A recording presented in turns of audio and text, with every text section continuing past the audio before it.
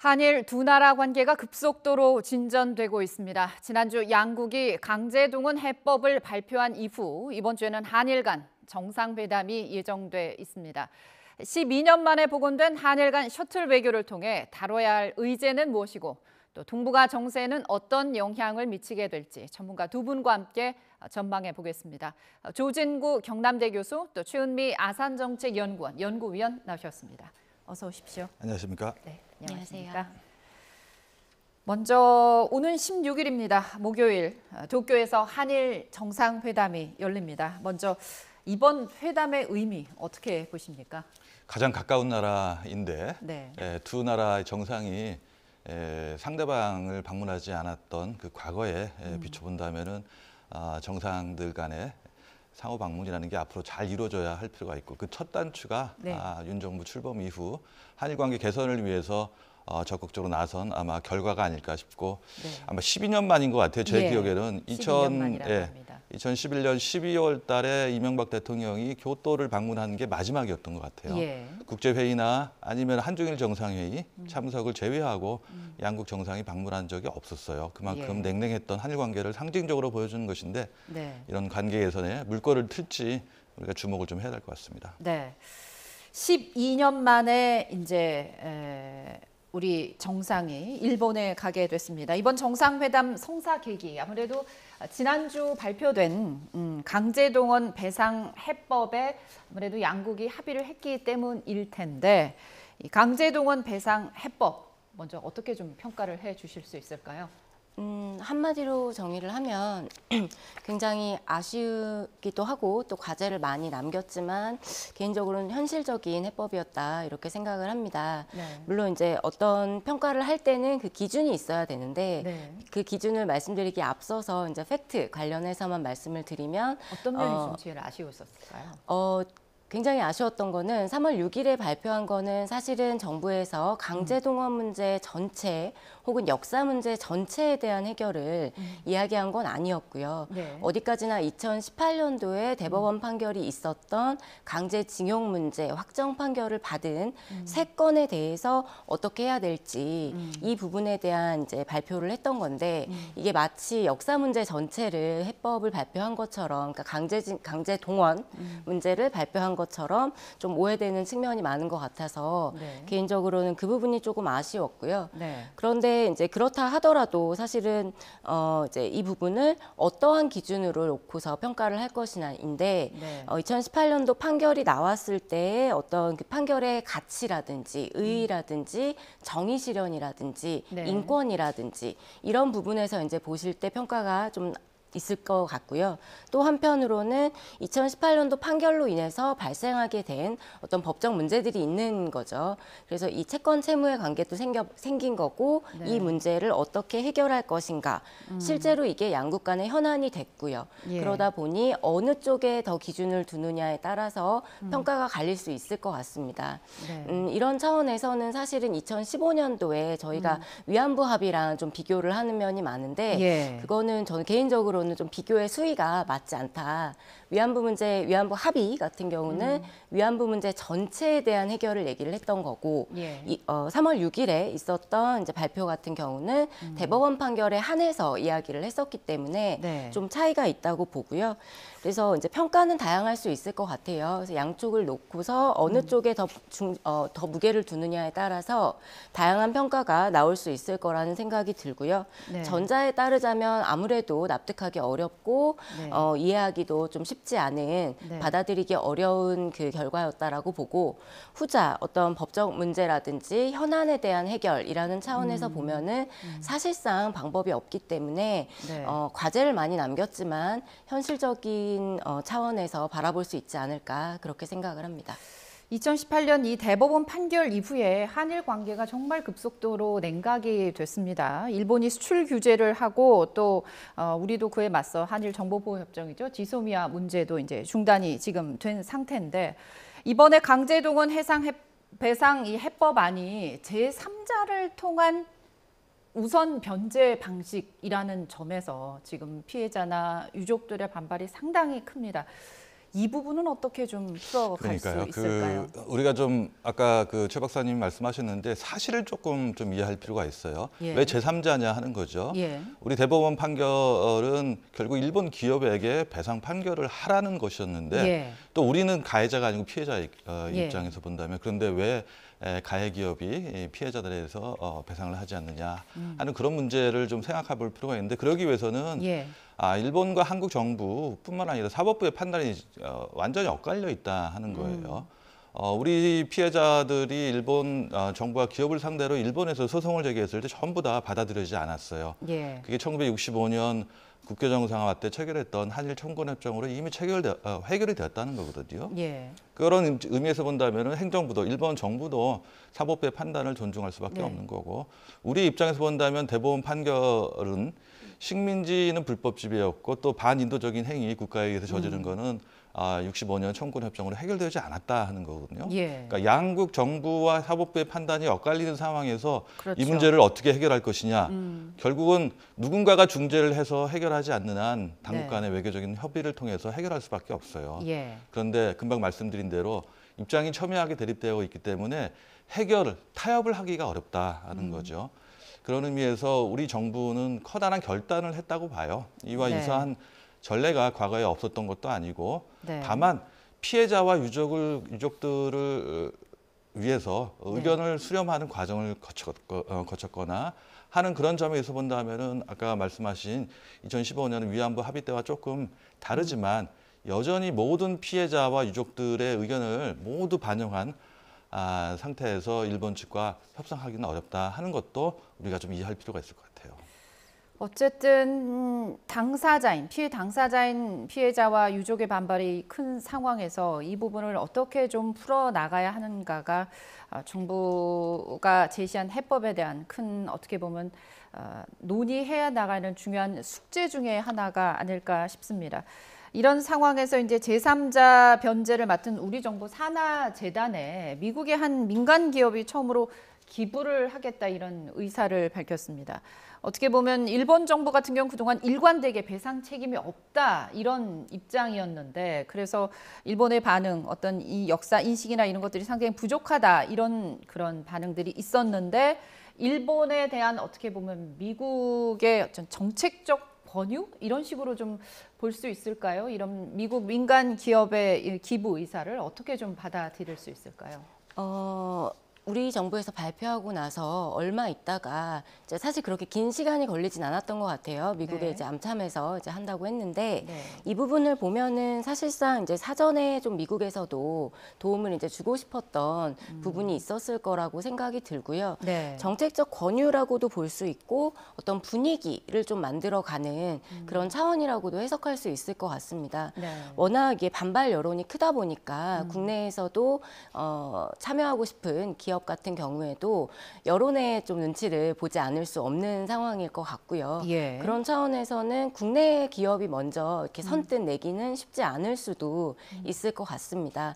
또 이러다 보니까 실제로 정부 안에 대해서 이제 의견이 워낙 다양하시니까요. 네. 반대하시는 분들도 계시지만 찬성하시는 분들도 분명히 계시기 때문에 이분들께서도 반대 여론 때문에 이제 수용하지 못하는 그런 오히려 여론의 눈치를 보시는 거죠, 당사자들께서. 네. 이러한 상황들이 조금 생길 수 있다 보니까 이러한 거를 좀 미연에 방지하기 위해서 아마 이제 뭐 재계에서도 그렇고 정계에서도 그렇고 물론 미국에서도 이런 다양한 노력을 하고 있는 게 아닌가 싶고요. 네. 이런 분위기가 조금 더 조성이 되면 네. 우리가 일본 측에 조금 더 자발적이고 적극적인 호응을 기대해 볼 수 있지 않을까 그렇게 생각을 합니다. 예. 지금 한일 정상회담 의제 아직 계속 논의 중인 것으로 알려졌습니다. 예상되는 의제 어떤 것들이 좀 있을까요? 두 정상이 만났을 때 이 문제만은 꼭 좀 얘기를 해야 되지 않겠냐 하는 게 있을까요? 예. 오늘 아사히 신문에 실린 임동민 대사님의 그 인터뷰 기사를 보면 좀 몇 가지 중요한 핵심적인 내용이 포함되어 있다고 생각을 해요. 예. 이번 한국 정부의 결단 뒤에는 네. 두 정상의 결단이 한 결과다 하는 거예요. 그러니까 우리 예. 정부 측의 한쪽의 일방적인 결단이 아니라 일본 측의 결단도 있었다 하는 거고요. 네. 두 번째는 왜 그럼 그런 그 합의를 우리가 발표했느냐 하는 건데 역시 한일 양국 정부 또 정상들이 현재 돌아가는 국제 정세의 변화에 대해서 너무나 긴박하다 하는 점에 있어서 의견이 일치되었다 하는 거고요. 3월 6일 날 박진 장관이 말씀하셨을 때 물컵이 절반은 채웠다. 이때 근데 앞으로 또 절반의 물컵을 채워야 한다 그런 예. 얘기인데 그런 의미에서는 일본 측에 성의 있는 호응이 필요하다. 예. 그 왜 성의 있는 호응이 필요한지를 윤동민 대사께서 자세히 설명을 하셨어요. 그렇기 때문에 하야시 외상이 그날 당일 오후에 이야기했던 것처럼 이 한국 정부의 발표는 일본 기업의 자발적인 기여를 전제로 한 것이 아니지만 일본 기업이나 민간인들이 국내외에서 자발적으로 기여하는 거에 대해서 일본 정부는 특별한 입장이 없다. 앞으로 할 수도 있다는 여지를 남겨뒀다고 말할 수 있거든요. 네. 그리고 금방 말씀하신 것처럼 2018년 10월 대법원 판결 이후에 역사 문제뿐만 아니라 뭐 무역 문제, 경제 네. 문제죠. 혹은 지소미아와 같이 안보 문제, 혹은 양국 국민의 감정적인 앙금도 있고 예. 서로 양국을 방문하지 않는 그런 상황도 초래돼 있거든요. 예. 그런 여러 가지 정황을 본다면은 이 모든 것들이 양국 정상 차원에서 의견 교환을 할 수 있는 의제로 올라갈 수 있다고 생각을 해요. 네. 네. 그렇지만 가장 중요하고 또 긴박한 문제는 얼마 전에 우리 정부가 발표한 강제동원 해법과 관련해서 일본 정부가 어떤 입장을 표명할 것이냐, 우리 정부에 전달할 예. 것이냐 하는 게 가장 중요하다고 생각합니다. 네, 말씀하신 것처럼 정치, 경제, 안보 다 중요한 현안들이 지금 얽혀 있습니다. 근데 특히나 이번 한일 정상회담에선 이 강제동원 배상 해결책, 후속 대책 논의가 진짜 굉장히 중요할 것 같아요. 지금 여러 가지 민심이나 이런 것들을 반영해서라도 양국 정상이 이제 98년 한일 공동선언입니다. 김대중 오부치 선언 계승 의지를 직접 밝힐 것이냐, 이런 밝힐 것이란 전망이 일부에서는 좀 나오고 있습니다. 이제 중요한 건 아마 표현 수위가 문제가 될 것 같은데, 뼈저린 반성과 마음으로부터의 사과, 이게 이제 98년 선언에 직접 명기가 됐었는데 이 정도 수준은 나올 수 있을까요? 어떻게 보십니까? 그 정도 수준까지는 하는 게 일본도 성의를 보이는 거다. 저는 그렇게 생각을 하고요. 예. 지금 이제 분위기로 보면 사실은 뭐 이 이상의 더 진전된 어떤 발언이 나오기는 조금 기대하기는 어려울 것 같습니다. 하지만 계승한다라는 차원보다는 네. 우리 그 국민들 정서에도 그렇고 우리나라에서 또 이렇게까지 많이 손을 내밀었기 때문에 일본도 거기에 충분히 저는 손을 맞잡는 차원에서라도 호응을 하는 게 맞다라고 보고요. 예. 그 표현도 중요하지만 중요한 거는 이제 뭐 저희도 마찬가지지만 일본 내부에서도 굉장히 좀 이제 뭐 좀 무례하다거나 혹은 좀 네. 안 좋은 발언들이 많이 나오죠. 예. 근데 정치적으로 그런 발언이 나오는 거야 뭐 막을 수야 없지만 네. 그런 발언이 나왔을 때 일본 정부가 정치가 아니라 정부가 어떤 식의 대응을 하고 엄중하게 그 부분에 대해서는 이야기를 해야 된다고 보고요. 네. 앞으로 이제 저희 뭐 다음에 한일 정상회의 있고 난 이후에 그 과정에서 이러한 논의들이 충분히 이루어져서 조금 더 이제 발전된 차원에 아직은 좀 부족한 게 많이 있기 때문에 네. 그걸 좀 채워갔으면 좋겠습니다. 네. 앞서 조 교수님도 살짝 언급을 해주셨습니다만 특히 이제 북핵 문제가 동북아 안보를 위협하는 현안으로 떠오르고 있습니다. 일본이 이 지소미아 정상화에 상당히 공을 들이고 있는 그런 상황입니다. 지소미아 파기 직전까지 갔었는데 현재 상황은 어느 정도입니까? 우리 정부가 지난달에 발표한 국방백서에는 정상적으로 정보와 교류가 공유가 되고 있다 이런 그 표현이 포함되어 있어요. 예. 그런 의미에서 본다면은 지난 정부 때보다 좀 애매모호한 상태다. 네. 혹은 뭐랄까요 정보가 신뢰에 결여된 상태에서 잘 이루어지지 않았던 거에 비하면은 조금 지난 1년 정도 사이에 네. 조금 더 원활하게 이루어지고 있는 건 사실인 것 같아요. 그래서 근데요, 지난달 20일이죠. 그 북한 미사일이 일본이 3발이라고 발표했다가 나중에 2발로 좀 바꾸고 어떻게 보면 일본의 미사일 탐지 능력에 좀 의문이 제기되는 그런 상황도 있었습니다. 지소미아 정상화, 일본이 더 필요한 그런 상황이 꼭 그런 건 있겠네요. 아니고요. 근데 네. 사실상 그 미사일은 뭐 저는 군사 전문가가 아니라서 정확하게 말씀드릴 수 없지만 네. 미사일이 날아가는 고도가 어느 정도냐에 따라서 네. 탐지 능력이라는 거는 엄청나게 차이가 있을 수 있어요. 예. 높은 그 고도로 올라갈 경우에는 좀 더 네. 탐지하기 쉽지만 네. 낮은 고도에서 발사된 미사일을 탐지하기는 정말 어렵거든요. 네. 그러니까 우리 정부도 일본 정부하고 뭐 마찬가지지만 그런 실수를 하는 경우도 있어요. 그래서 네. 한미일의 안보 협력이라든가 정보 교류, 공유라는 것이 네. 필요한 이유가 바로 네. 그런 차원에서 이루어진 것이에요. 그렇기 예. 때문에 이게 결국 우리가 더 많은 정보를 제공할 것이냐, 일본이 더 고급 정보를 우리한테 제공할 것이냐 하는 거는 사실상 별로 의미가 없어요. 지소미아라는 건 절차를 규정한 거거든요. 예. 그러니까 그런 그 감정적인 그 앙금을 완전히 빼고 신뢰가 이제 회복돼가는 과정이라면은 아마 이런 과정도 좀 정상화되지 않을까 하는 생각이 듭니다. 이런 상황일수록 한일 간의 정보 협정이 더 공고해져야 된다는 그런 그렇죠. 말씀으로 예. 해석이 됩니다. 또 다른 현안이죠. 일본 정부 이제 반도체 필수 장비 수출 규제 단행했는데 이 부분에 대한 논의도 반드시 필요할 것 같습니다. 이번에 강제 동원 해법이 나오면서 일본이 바로 수출 규제를 풀 거로 약간 기대를 하는 그런 경제계에서 그런 전망이 있었는데 아직 안 풀었거든요. 일본 정부가 전향적으로 좀 이번엔 나설까요? 할 거라고 보고요. 네. 이게 사실 이제 한국이랑 일본은 이제 언어도 사실 비슷하다 보니까 예. 보도가 될 때 일본에서 보도된 게 이제 저희한테 오고 이쪽에서 보도된 게 저쪽으로 가고 할 때 조사 하나까지도 굉장히 민감하게 이제 받아들여지는 부분이 있는데요. 그렇습니다. 네, 수출 규제 같은 경우는 이거는 이제 절차상 시간이 좀 걸리는 문제라고 보고요. 예. 우리가 WTO 분쟁 해결 절차를 잠정 중단하는 동안 네. 이 수출 규제 해제와 화이트리스트국 복귀 협의를 시작한다라고 이야기를 했죠. 예. 사실상 이게 조건부라고 보긴 좀 어렵고요. 네. 절차상으로 시간이 걸리는 문제이기 때문에 같이 간다 이렇게 네. 보시면 될 것 같고요. 예. 수출 규제 관련해서는 사실은 일본에서도 한국에서 그렇게 큰 피해가 없었다라는 발표들이 많이 나왔죠. 네. 결과가. 그런데 이 부분은 실제로 그 3품목에 대한 어떤 그 손익 여부보다는 그렇게 함으로 인해서 경제 분야에 대한 어떤 불안정성, 불확실성, 그리고 불신 이런 걸 초래한다라는 게 더 네. 큰 문제라고 보고요. 네. 그런 차원에서는 저는 이번에 수출 규제 문제도 같이 논의가 될 거라고 봅니다. 네. 이번 윤석열 대통령의 일본 방문에 대해서 일본 정부가 실무 방문이라는 표현을 썼습니다. 일단 일본 정부의 발표 내용부터 들어보시죠. 実務訪問賓客として訪日する予定です。滞在中、岸田文雄内閣総理大臣は、ユン大統領と会談し、夕食会を実施する予定であります。 네, 대통령의 국가 방문, 국빈 방문이 있고 공식 방문, 실무 방문, 사적 방문 이렇게 나누는데 이번 방문을 실무 방문이라고 표현을 했습니다. 실무 방문 어떤 의미가 있는 걸까요? 그렇죠. 가장 높은 수준의 방문이라는 거는 결국 이제 국빈 방문이죠. 예. 우리 정상께서 국빈 방문으로 일본을 방문한 적은 최근에 본다면은 김대중 대통령과 노무현 대통령이 했고요. 그다음에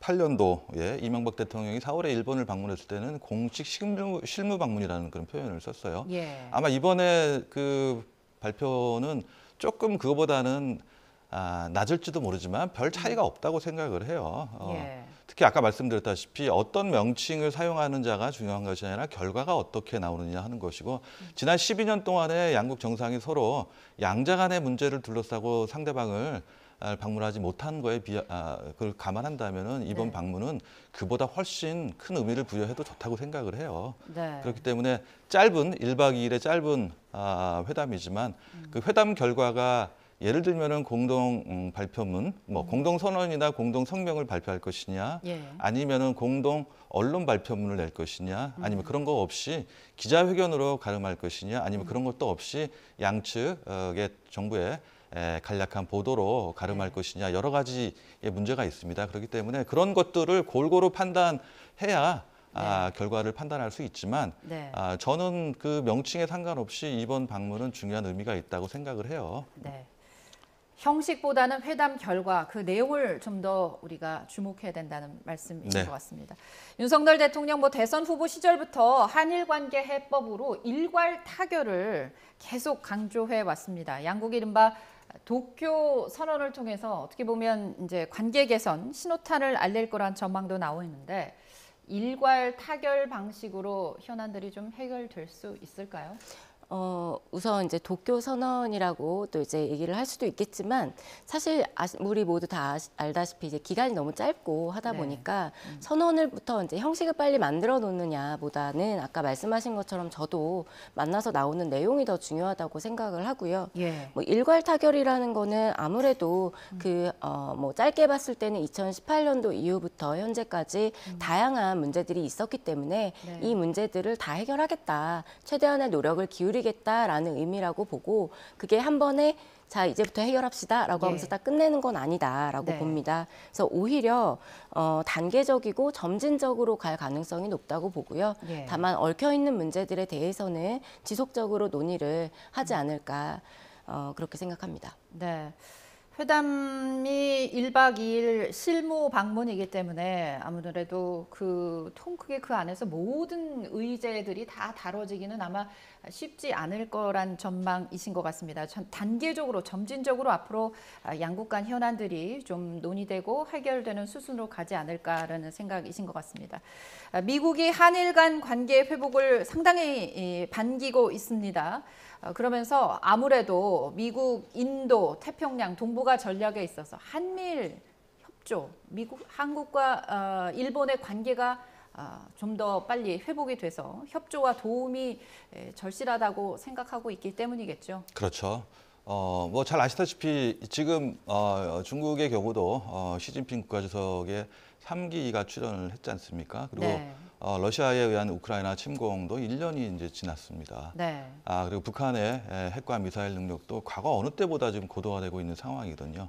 그렇기 때문에 한국과 일본이 네. 직면한 공통의 안보적인 그 인식도 있고요. 네. 그다음에 대통령이 3.1절 기념사에서 말씀하시거나 혹은 하야시 외상이 3월 6일 날 우리 정부 발표 이후에 이야기한 것을 본다면 우리가 세계 문제에서 그만한 책임 있는 대국이 됐는데 국제사회가 당면한 다양한 문제에 대해서 협력해야 할 파트너다 하는 네. 거고 또 특히 금방 말씀드린 전략적인 환경을 생각하면은 한미일 연계가 그만큼 중요해졌다 하는 거거든요. 예. 그런 의미에서 이번 정상회담에서는 그런 것들이 골고루 논의될 것이고 예. 외교적인 문제는 외교 당국 간에 방위나 국방 문제는 국방 당국 간의 협의를 가속화하겠다. 네. 그다음에 무역 문제의 경우도 당국 간의 협의가 이제 시작됐기 때문에 네. 그거를 가속화해서 뭐 가능하면은 5월 달에 히로시마에서 열리는 G7 정상회의에 윤 대통령이 참가를 하시고 거기에서 또 별도의 네. 한일 정상회담을 통해서